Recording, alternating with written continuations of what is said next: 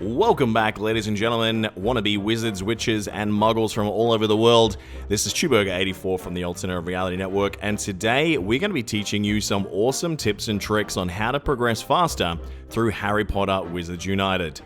That's right, ladies and gents, you can consider me your favorite Hogwarts professor today. We're going to make sure that we get you battle ready as soon as possible. So it doesn't matter whether you're out there chasing a foundable, trying to tear down a fortress. If you follow these tips in absolutely no time, you will be the epic witch or wizard that you were destined to be. So get out your notebooks, fire up that quill, let's do this. Tip number 1, speed versus accuracy. A lot of new players really struggle to hit those masterful casts, which of course that you are going to need going forward in this game to catch those very, very rare or severe threat foundables. So how do people do it? Well, one of the mistakes that a lot of new players make is they try and get a perfect cast every single time. And sometimes you take a little bit longer than you should.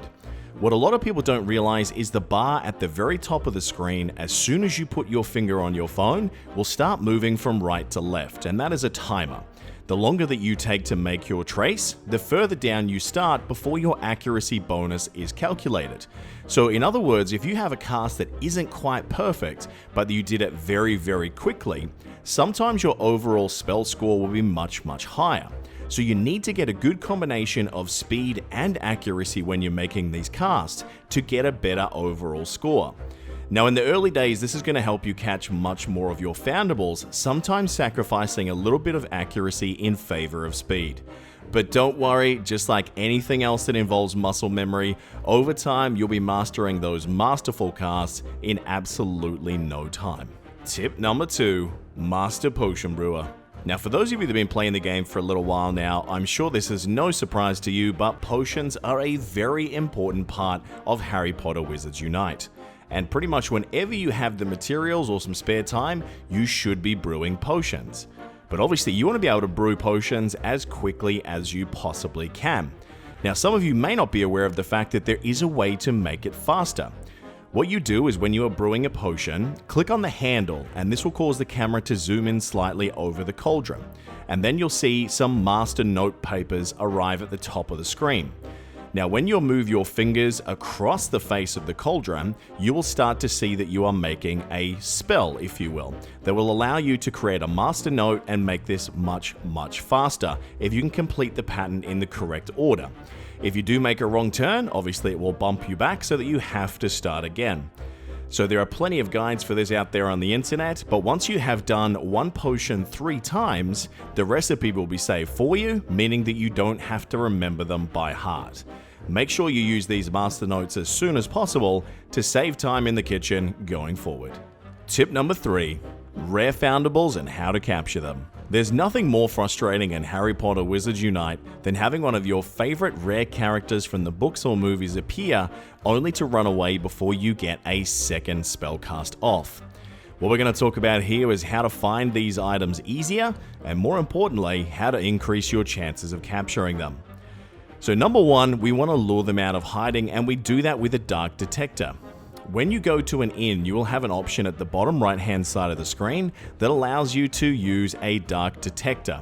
Now on each inn, you can use these up to a stack of 3 that all have their own individual timers, and the more of these you use, the greater the chances that spawns will happen not only more frequently, but increasing the chance of those rare spawns as well. Now when they do appear, the way we identify them on the map is you will see what looks like a light shining down from the sky. It might be yellow, it may be orange. The closer to red you see, basically the greater the chance that this item is not only very rare, but also very hard to catch. When the encounter begins, the first thing you are going to want to do is to use a Dawdle Draft Potion. What this is going to do is reduce the chance that this foundable is going to run away for up to 3 spell casts. That way, you've got a much better chance of getting a successful cast and hopefully capturing. Now to increase that chance further, I recommend using a potent Extimulo Potion. This is going to tremendously improve your spellcast in Traces and Witnessing challenges combined for 5 whole casts. Combining these two is going to give you the best chance of getting those foundables as long as you can complete that cast successfully. So hopefully this means you'll be able to get Harry, Ron, and Hermione in your collection very soon. Tip number 4, greenhouses. For most of us that have been out on our long Potter walks, most of us have probably spent some time picking some great ingredients out of nearby greenhouses. But what a lot of people don't realize is that they have seeds and water in their backpack that they can use at these greenhouses to actually get some of those more rare ingredients that you are going to need for potions. The way that you can utilize this is at the bottom right hand side of the screen when you are within the greenhouse is that you will see the option to be able to grow some items of your own. This will take you to a second screen where you can basically deposit some water and a seed of your choice, and then you can cast continuous spells for extra energy to increase the yield after a specific amount of time, which you can see up the top.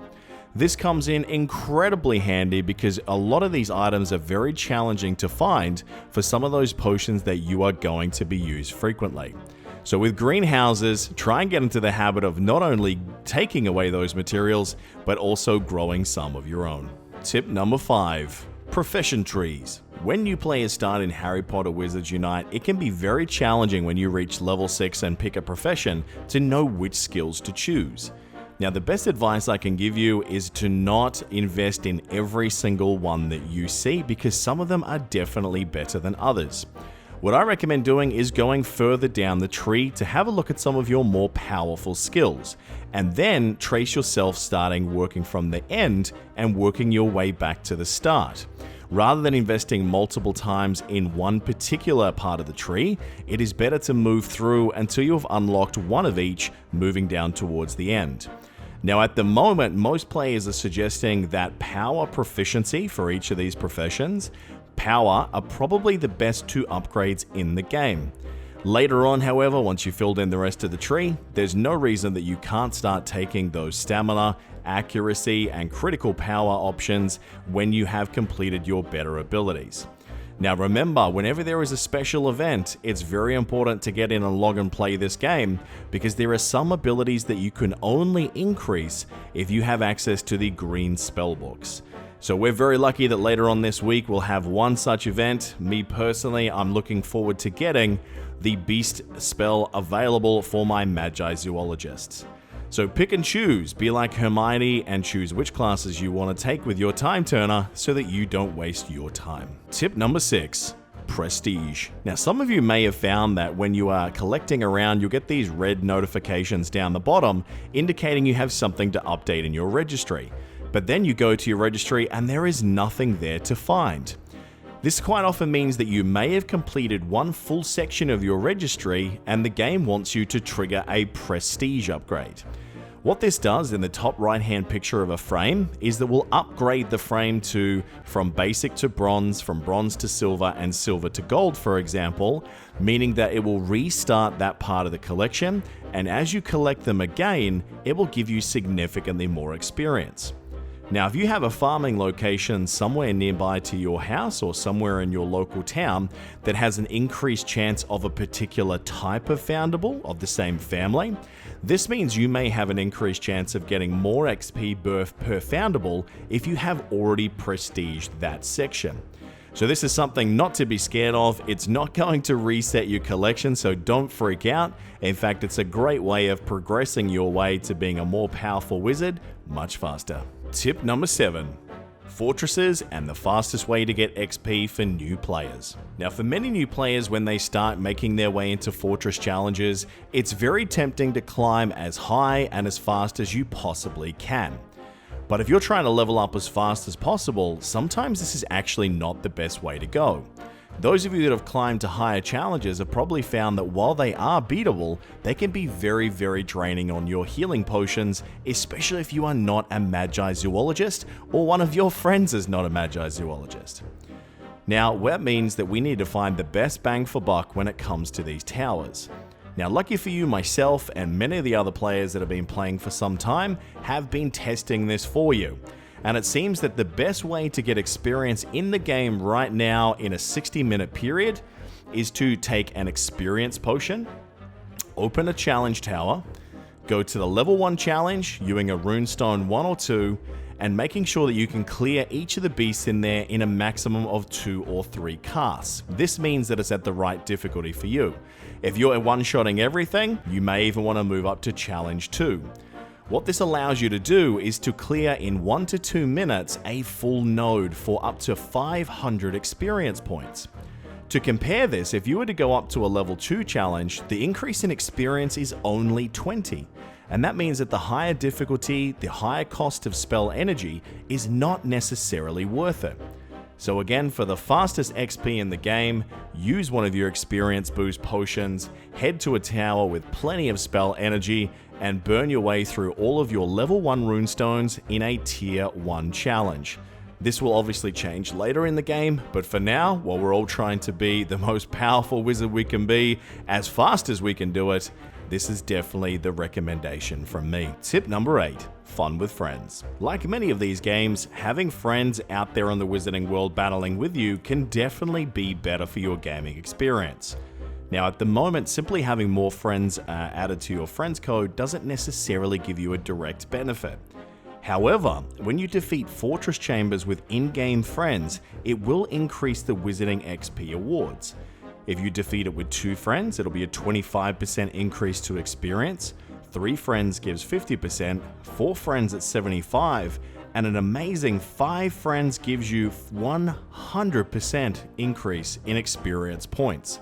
So if you have some friends that live nearby and you use that method we mentioned earlier in this video for grinding out fortresses, this can be an incredible boost in how fast you and your buds rank up. Taking on challenges this way is obviously much easier as well, given the fact that you and your friends can counterbalance some of each other's weaknesses.